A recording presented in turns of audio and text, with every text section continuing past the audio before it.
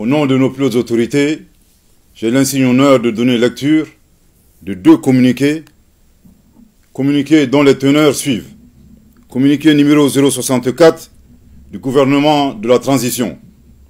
Le gouvernement de la transition constate avec une vive préoccupation une multiplication d'actes inamicaux, de cas d'hostilité et d'ingérence dans les affaires intérieures du Mali par les autorités de la République algérienne, démocratique et populaire. Toutes choses portant atteinte à la sécurité nationale et à la souveraineté du Mali. Au nombre de ces cas que nous condamnons figure, entre autres, 1.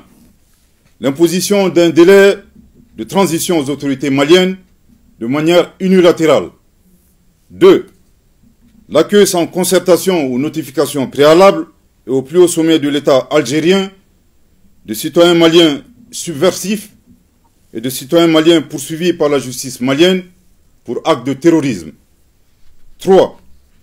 L'existence sur le territoire algérien de bureaux assurant la représentation de certains groupes signataires de l'accord pour la paix et la réconciliation issus du processus d'Alger, devenus aujourd'hui des acteurs terroristes. 4. La volonté des autorités algériennes à maintenir le régime de sanctions des Nations Unies concernant le Mali, au moment où le mouvement des non-alignés et la Fédération de Russie s'y opposaient dans l'intérêt du peuple malien qui demandait la levée du dit régime. 5.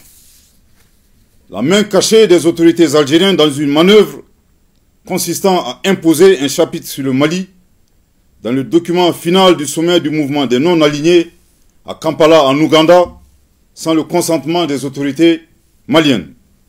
À l'argument des autorités algériennes, selon lequel elles ne sont pas à l'initiative du chapitre contesté sur le Mali, il est utile de leur demander la raison pour laquelle elles ont été les seules à s'opposer au niveau des experts à l'amendement proposé par le Mali, en affirmant que toute modification de la rédaction contestée devrait recueillir au préalable l'assentiment des plus hautes autorités algériennes. Après analyse de ces cas, il ressort une perception erronée des autorités algériennes qui considèrent le Mali comme leur arrière-cour ou un État paillasson sur fond de mépris et de condescendance. Par ailleurs, le gouvernement de la transition prend à témoin l'opinion nationale et internationale et les invite à constater l'écart entre les manœuvres d'hostilité des autorités algériennes d'une part et d'autre part, la responsabilité qui leur incombe au moment où elles siègent au sein du Conseil de sécurité des Nations Unies, l'instance chargée principalement du maintien de la paix et de la sécurité internationale. Le gouvernement de la transition, tout en condamnant cette attitude, exige des autorités algériennes de cesser immédiatement leur hostilité. En outre, les relations de bon voisinage exigent des comportements responsables qui doivent être guidés par le sens de l'empathie et le respect mutuel. Le gouvernement de la transition serait curieux de savoir le sentiment des autorités algériennes si le Mali devrait accueillir au plus haut sommet de l'État des représentants du mouvement pour l'autodétermination de la Kabylie. Le gouvernement de la transition saisit cette occasion pour rappeler aux autorités algériennes les relations séculaires et fraternelles qui existent entre le peuple malien et le peuple algérien. L'un des points majeurs de l'amitié entre les deux peuples frères remonte à la guerre d'Algérie, lors de laquelle le Mali a notamment offert son territoire comme base arrière aux Moudjahidines, ouvrant ainsi un front sud. Participer aux affrontements armés contre le colonisateur français en déployant des combattants maliens aux côtés des Moudjahidines sur le territoire algérien pour défendre la liberté et la dignité des Algériens. Défendu la cause algérienne dans toutes les instances diplomatiques jusqu'au recouvrement de leur indépendance. Le Mali invite les autorités algériennes à se remémorer également leurs responsabilités dans la détérioration de la situation sécuritaire au Sahel.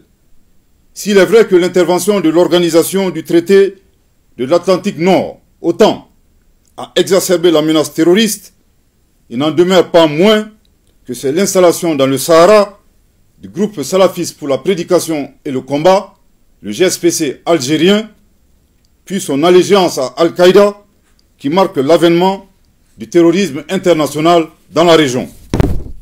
Le Mali réaffirme son attachement à la promotion des relations amicales et harmonieuses avec l'ensemble des États du monde, sous respect des principes guidant l'action publique au Mali, définis par son Excellence le colonel Assimi Goïta, président de la transition chef de l'État, à savoir le respect de la souveraineté du Mali, le respect des choix de partenariat et des choix stratégiques du Mali, et enfin la prise en compte des intérêts du peuple malien dans toutes les décisions.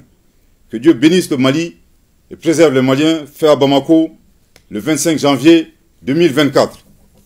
Communiqué numéro 065 du gouvernement de la transition. Le gouvernement de la transition, dans le cadre de la mise en œuvre de l'accord pour la paix et la réconciliation au Mali issu du processus d'Alger, signé en 2015, partage avec l'opinion nationale et internationale les faits graves ci-dessous. 1.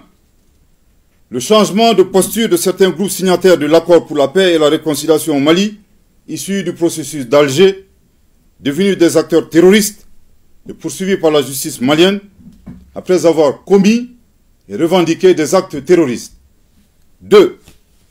L'incapacité de la médiation internationale à assurer le respect des obligations incombant aux groupes armés signataires, malgré les plaintes formulées par le gouvernement de la transition, à travers la lettre du ministre de la Réconciliation, de la Paix et de la Cohésion nationale, chargé de l'accord pour la paix et la réconciliation nationale, en date du 24 février 2023, adressé aux autorités de la République algérienne, démocratique et populaire, chef de file de la médiation internationale.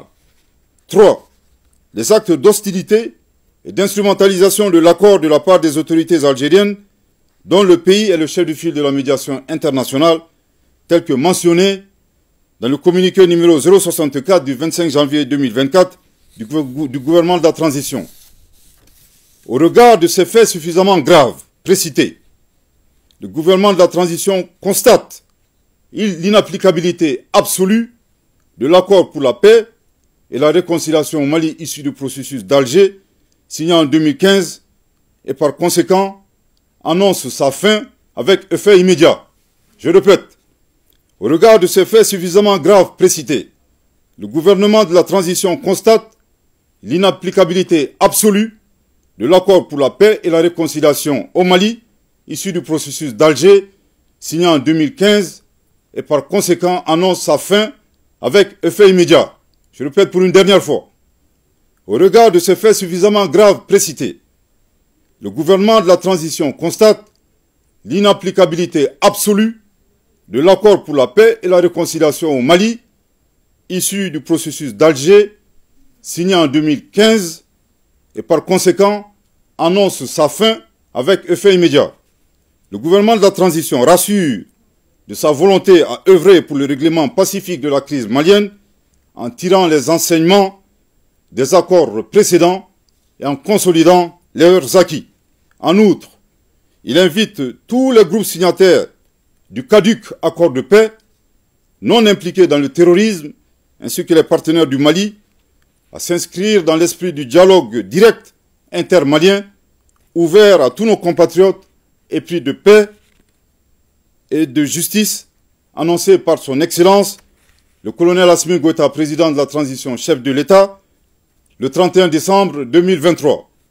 Le gouvernement de la transition saisit cette occasion pour appeler les Maliens à renforcer la cohésion nationale et à promouvoir le dialogue et la paix.